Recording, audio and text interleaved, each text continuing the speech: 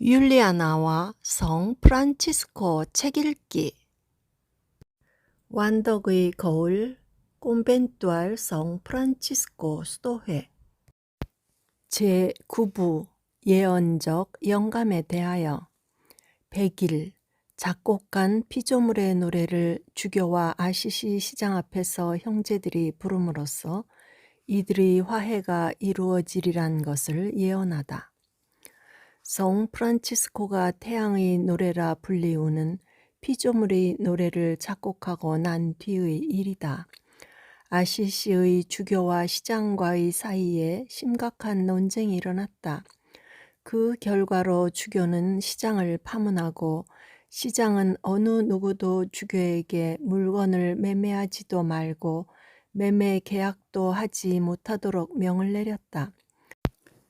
성 프란치스코는 병석에 있으면서도 이 말을 듣고 몹시 침통해 하였으며 더구나 그들을 화해시켜 줄 사람도 없었기 때문에 더 한층 침통해 하였다. 그는 자기 동료들 보고 주교님과 시장님이 서로 이렇게 미워한다면 우리는 큰 수치를 당하게 됩니다. 또 그들을 화해시킬 사람이 아무도 없습니다. 라고 말했다. 그래서 그는 이런 경우를 위해 그 노래 안에 들어있는 가사 한 구절을 써서 읊었다. 주님, 서로를 용서하는 자 위해 찬미하오니 당신 사랑으로 용서하고 질병과 고통을 참는 자이기에 평화 안에서 참는 자 복되오니 당신께 관을 받을지니 오 지극히 높으니요. 그때 그는 자기 동료 한 사람을 불러 시장에게 가서 내가 보냈다고 하고 시의원들과 함께 주교관으로 와달라고 하십시오. 함께 올 수 있는 사람은 모두 데려오도록 하십시오. 하고 일렀다. 이 형제가 떠나자 다른 두 동료에게는 가서 주교님과 시장님 그리고 거기 있는 모든 사람들 앞에서 태양의 노래를 부르십시오. 주님께서 그들의 마음을 즉시 겸손하게 하실 것이며 또 그들은 옛 우정으로 되돌아가게 될 것이리라 믿습니다. 그리하여 동석할 사람들 모두가 주교관 뜰에 모였을 때 두 형제가 일어서서 이 중 한 사람이 말하였다.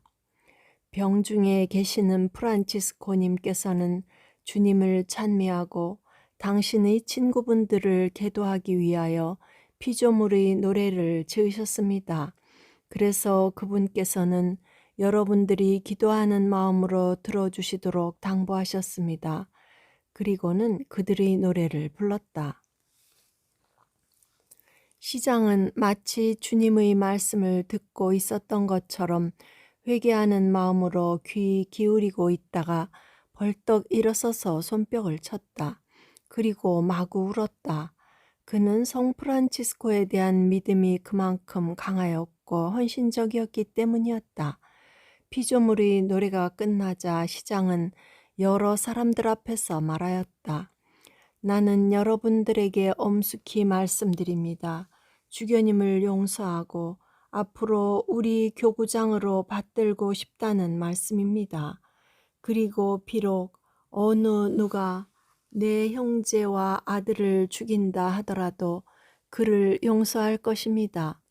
이 말을 마치고 그는 주교의 발 아래 엎드려 우리 주 예수 그리스도와 주님의 종인 성 프란치스코의 사랑을 위해서 주교님이 원하시는 어떤 보석이든지 기꺼이 하겠습니다.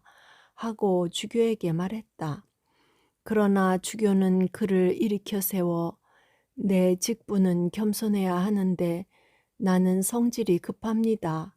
그러니 용서해 주십시오. 하고 말했다. 그래서 그들은 서로 껴안고 친절하고도 우정어린 키스를 나누었다. 형제들은 성 프란치스코가 미리 예언했던 화해가 그대로 이루어졌음을 알고 놀라워하며 기뻐했다.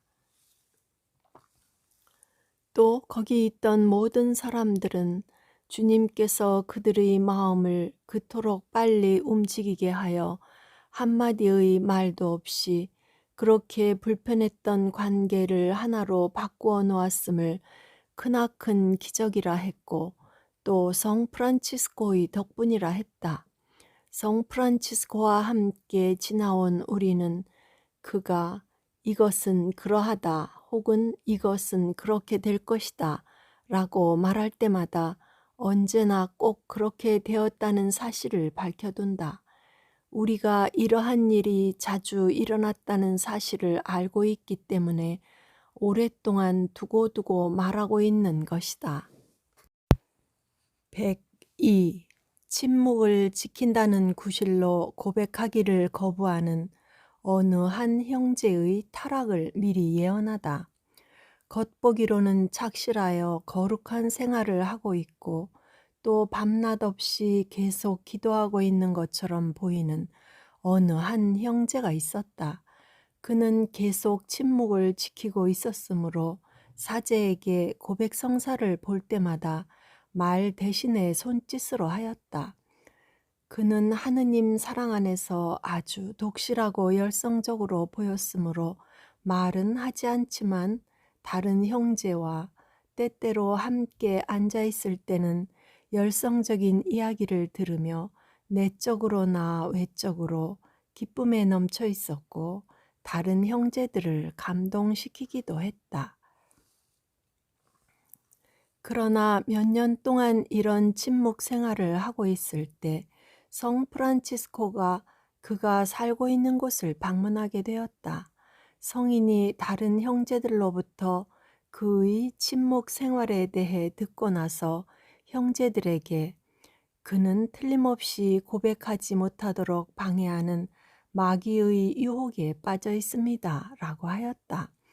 그때 총봉사자가 성 프란치스코를 찾아와서 이 형제에 대해서 매우 칭찬을 하였다. 그러나 성 프란치스코는 형제여 나를 믿어 주십시오. 이 형제는 사악한 마귀에게 홀려 속고 있습니다. 라고 했다. 총봉사자는 이는 그 사람이 거룩한 몸놀림과 착한 일을 여러 번 보여주었을 때 한 사례가 되는 것이므로 나에게는 놀랍고 믿어지지 않는 일입니다. 하고 대답했다. 그러나 성 프란치스코는 총회에서 한 주일에 적어도 2번은 고백 성사를 받으라고 하십시오. 만일 그가 거부하면 내가 말한 것이 사실임을 알게 될 것입니다. 하고 말했다. 그래서 총봉사자가 그 형제에게 말하기를 형제여 나는 그대에게 총회에서 2번 아니면 적어도 1번은 고백해야 한다고 말해둡니다. 라고 했다. 그러나 그 형제는 손가락을 자기 두 입술에 갖다 대면서 머리를 좌우로 흔들고 침묵을 소중히 하기 때문에 그렇게 하고 싶지 않다는 몸짓을 하였다. 총봉사자는 그의 감정을 해칠까 해서 그를 돌려보냈다. 그러나 얼마 가지 않아서 그는 자기 뜻대로 이 수도회를 떠나 세속으로 돌아가서 세속 옷을 입었다. 어느 날 성 프란치스코의 동료 2사람이 길을 걷다가 이 사람을 만났는데 마치 가난한 순례자처럼 혼자 거리를 걷고 있더라는 것이다. 매우 측은한 생각이 들어서 이 불쌍한 사람아, 자네의 성실하고 거룩했던 생활 모습이 왜 이렇게 되었는가? 자네의 형제들에게 자네 자신에 대한 말 한마디도 없이 하느님을 모르는 사람 마냥 세상을 방황하고 있다니 하고 말했다. 그는 몇 번이고 나는 절대로 하며 세속에서 흔히 쓰는 말로 맹세하면서 말했다. 그래서 그들은 말했다. 이 불쌍한 사람아, 세속 사람처럼 왜 자꾸만 절대란 말로 맹세하는가? 자네는 침묵을 지켰는데 말이네. 그들이 그 자리를 떠났는데 얼마 안 되어 그는 죽고 말았다.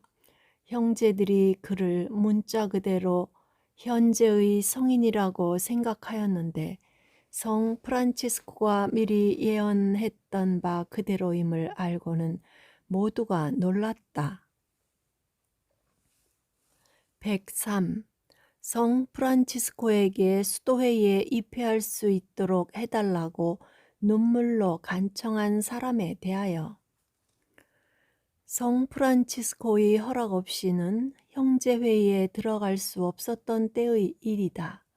루카란 곳에 살고 있는 어느 귀족의 아들이 많은 사람들과 함께 왔는데 성 프란치스코를 만나려고 수도회의에 들어오고 싶어 하는 무리들이었다. 그때 성 프란치스코는 아시시의 주교관의 병으로 앓고 있었다.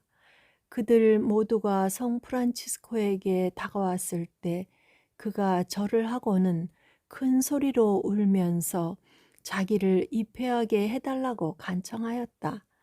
그러나 성 프란치스코는 그를 보고 말하기를, 이 사악하고 세속적인 사람아, 당신은 왜 성령과 나를 속이려고 합니까? 당신의 눈물은 세속적인 것이지 영성적인 것은 아닙니다. 라고 했다. 그가 이야기하고 있는 동안에 그 사람의 친척들이 말을 타고 주교관 밖에 이르러 그를 데려가고자 하였다. 그는 말발굽 소리를 듣자 창문으로 내다보고는 자기 친척들임을 알고 즉시 그들과 함께 세속으로 돌아갔다. 이것은 성 프란치스코가 예견했던 대로였다.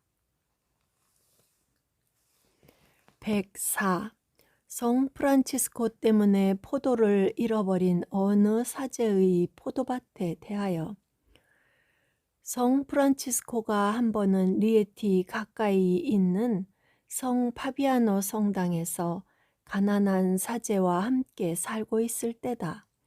그때 호노리오 교황 성하께서 전 강요를 대동하여 이 도시를 방문 중이었다. 프란치스코의 병 때문에 많은 추기경과 그 외 많은 고위 성직자들이 거의 매일같이 그를 찾아왔다.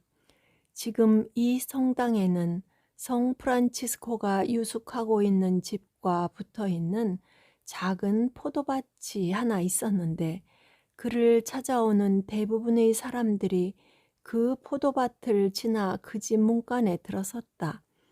포도가 무르익어 있었고 그곳은 아주 쾌적하였기 때문에 포도밭은 전부 못쓰게 되었고 포도는 거의 다 따먹어 버렸다.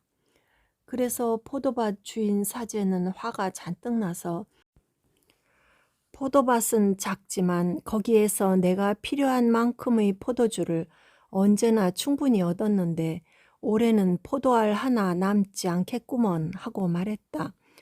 성 프란치스코는 이 말을 듣고 그를 보고 신부님, 걱정하지 마십시오. 우리는 지금 없어진 포도를 어떻게 할 도리가 없습니다. 그러나 주님을 믿으십시오. 주님께서는 당신의 작은 종인 저를 위하여 없어진 포도를 충분히 보상해 주실 수 있을 것입니다.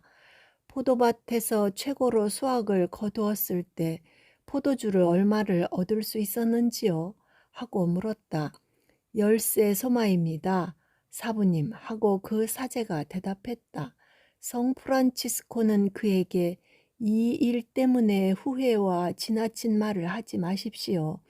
하느님과 내 말을 믿어주십시오. 20소마가 못 되는 포도주를 얻게 되면 제가 보충해드리겠습니다. 하고 말했다. 그 사제는 잠자코 있었으며 그 이상 아무 말도 하지 않았다. 그러던 그해 수확기가 되어 그 사제는 20소마 정도의 포도주를 얻게 되었다. 그 사제는 이 이야기를 들은 모든 사람들과 마찬가지로 놀라워했으며 그 포도밭에서 포도가 풍작이 된다 해도 포도주 20소마를 생산할 수는 없었다고 했다. 그러나 그와 함께 지낸 우리는 이 일뿐만 아니라 그가 미리 예언했던 것들이 언제나 말 그대로 이루어졌음을 밝혀둔다. 105. 페루지아의 기사들이 설교를 방해하다. 성 프란치스코가 페루지아의 광장에서 설교하고 있을 때였다. 페루지아의 기사 몇 사람이 말을 타고 광장을 누비며 무기를 들고 훈련하고 있었다. 이 때문에 그가 설교하는데 몹시 방해가 되었다. 이 설교를 경청하고 있던 사람들이 그들에게 항의했지만 막무가내였다. 그래서 프란치스코 성인은 그들을 향해 열정어린 마음으로 말했다. 들으십시오. 그리고 주님께서 당신의 작은 종인 나를 통하여 선포하시는 말씀을 알아들으십시오. 이 사람이 아시시에서 온 사람이다 라고 말하지 마십시오. 페루지아 사람들과 아시시 사람들은 오랫동안 불화 관계에 있었으며 아직도 그러한 사이였기 때문에 그렇게 말하였다. 그리고는 계속 설교하였다. 하느님께서는 여러분의 이웃 이상으로 여러분을 높이 올려놓았습니다. 이 때문에 겸손함으로써 여러분의 창조주에게 더욱 감사하고자 해야 합니다. 하느님을 향해서 또 여러분의 이웃에게 말입니다. 그러나 여러분의 마음속은 교만으로 가득 차 있고 이웃을 공격하여 많은 이웃들을 죽이고 있습니다. 나는 여러분에게 경고합니다. 여러분이 하루빨리 하느님께로 돌아서서 여러분이 해친 사람들에게 보상해 주지 않으면 죄를 벌하시는 하느님께서는 여러분이 서로 배신하여 고통과 치욕을 당하도록 하실 것입니다. 여러분은 난동과 시민들의 투쟁으로 질이 멸렬하게 될 것이며 여러분의 이웃이 당신들에게 준 것보다 훨씬 더 큰 손해를 받게 될 것입니다. 프란치스코 성인이 사람들의 죄에 대해 설교할 때는 가만히 이야기하는 것이 아니라 그들을 공공연히 대담하게 비난하였다. 주님께서 그에게 그러한 은총을 주셨으므로 지위와 신분이 어떠한 사람이든 그에 대해서 듣고 그를 만난 사람이면 누구나 그에게 두려움과 존경심을 느꼈다. 그가 하느님의 은총을 넘치도록 받고 있음을 알고 있기 때문이었다. 그래서 사람들은 비록 그에게서 비난을 받았다 하더라도 언제나 감화를 받았고 하느님께로 회심되거나 양심의 가책을 받았다. 며칠이 지나서 사람들이 기사들을 그 도시에서 몰아낸 탓으로 그들 사이에 싸움이 벌어졌다. 교회의 후원을 받고 있는 기사들은 사람들이 바치며 포도밭 나무 등을 못쓰게 만들어버렸고 사람들에게 더할 수 없는 악행을 저질렀다. 그 보복으로 사람들은 기사들의 살림을 부숴버렸다. 그래서 결국 사람들과 기사들은 프란치스코 성인이 예언했던 대로 벌을 받았다. 106. 형제들 중 한 형제의 남모르는 유혹과 근심을 예견하다. 어떤 형제 한 사람이 며칠 동안 마귀의 유혹을 몹시 받아서 거의 절망 상태였는데 이 형제는 아주 영성적인 사람으로 프란치스코 성인의 친구이기도 하였다. 그가 매일처럼 유혹으로 고통받고 있었으므로 죄를 고백하기는 해야 하지만 너무 자주 하기를 부끄러워했다. 이 때문에 그는 스스로 단식하며 철야 기도를 하고 눈물을 흘리며 몸에 채찍질을 하기도 했다. 하느님의 뜻에 의해서 프란치스코 성인이 이 형제회에 오게 된 어느 날 그와 함께 산책을 하다가 사부께서 그 형제의 고통과 유혹에 대해서 성령의 도움을 받았다.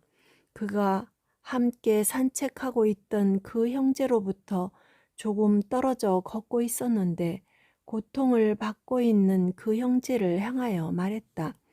사랑하는 형제여, 이제부터 형제가 당하고 있는 마귀의 유혹에 대해서 반드시 고백해야 한다는 생각을 갖지 않도록 바랍니다. 두려워 마십시오.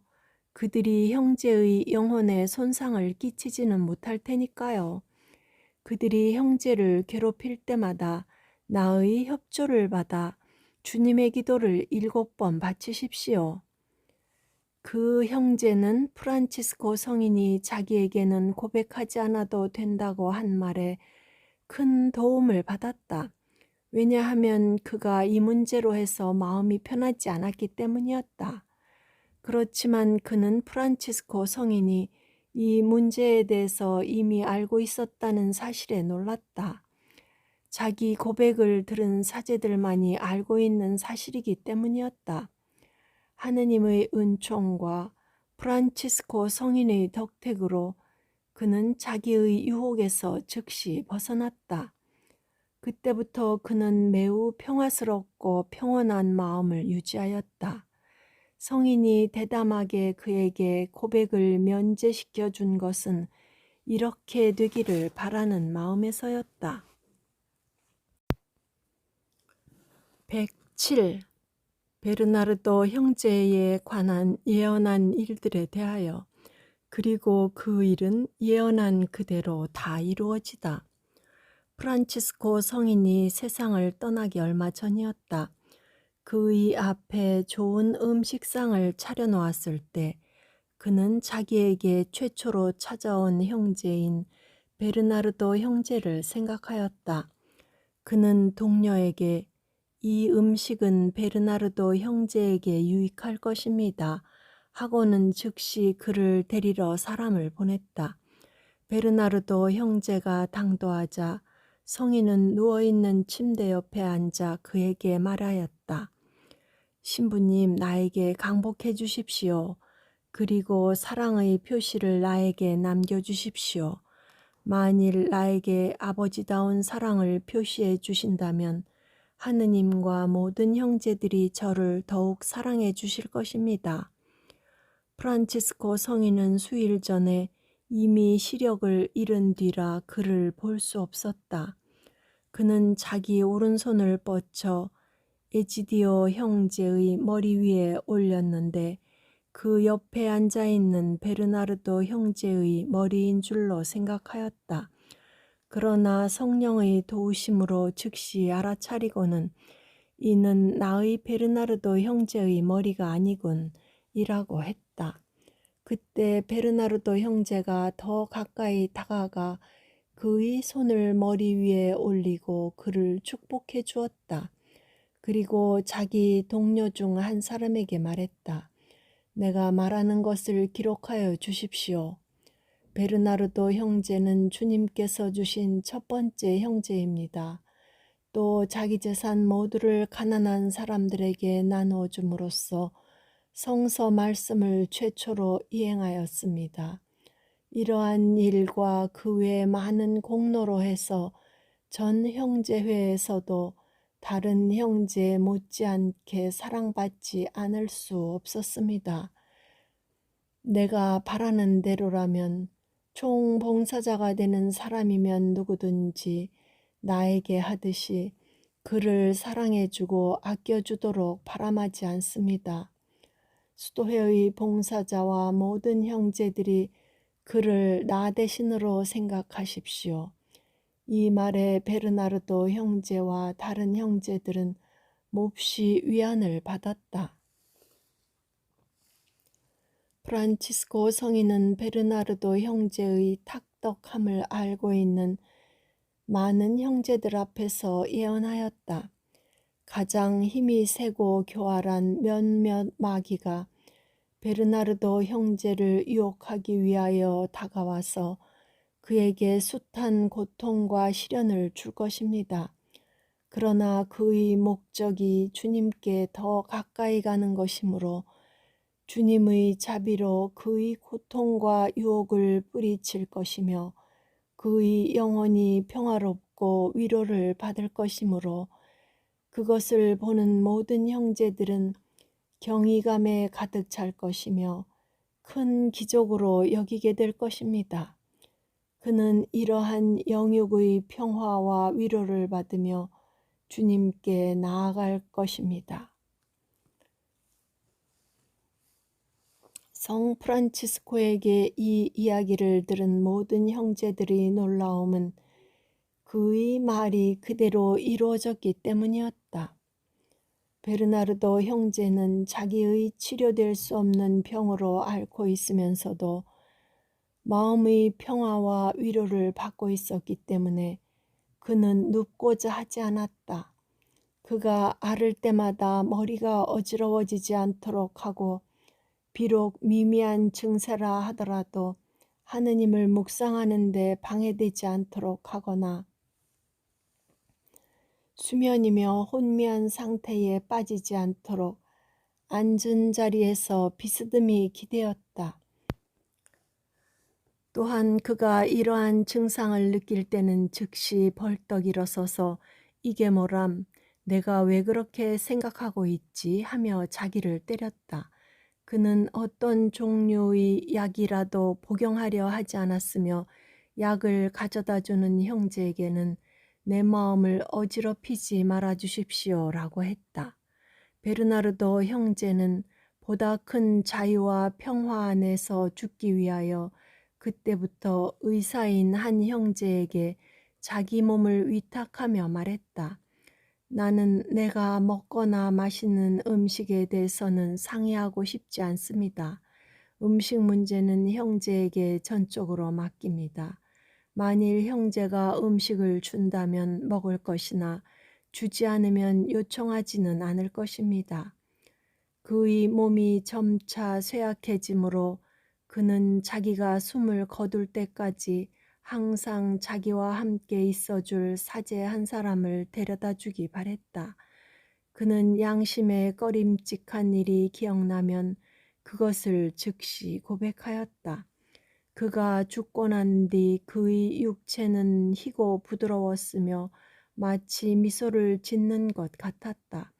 그래서 그는 살아있을 때보다 죽었을 때 더욱 사랑을 받았다. 그리고 모든 이들은 살아있는 그보다 죽어있는 그를 보는 것이 더 기쁘기조차 했다. 왜냐하면 그는 정말로 미소 짓고 있는 성인으로 보였기 때문이었다. 108. 임종하기 얼마 전에 성녀 클라라와 만날 것을 약속하였다. 이것은 죽고 난 뒤에 이루어지다.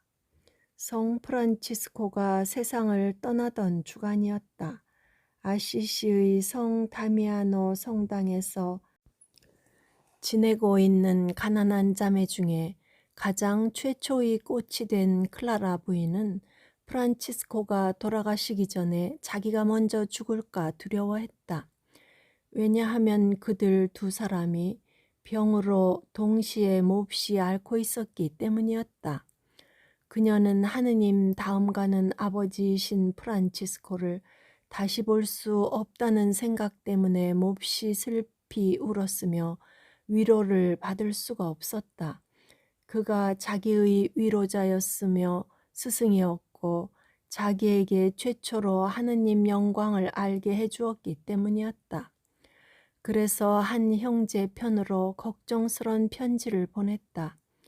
성인이 이 소식을 듣고 그녀가 불쌍한 생각이 들었다. 그는 그녀에게 특별한 부정을 베풀어 주었기 때문이었다. 그러나 자기를 만나고 싶어하는 그녀의 소청을 들어줄 수 없음을 알고 그녀와 그녀의 자매들을 위로하는 편지를 써서 축복도 함께 하였다. 그리고 자기의 권고와 또한 예수님의 명하심과 가르침에서 벗어나는 허물을 범하지 않도록 당부하였다.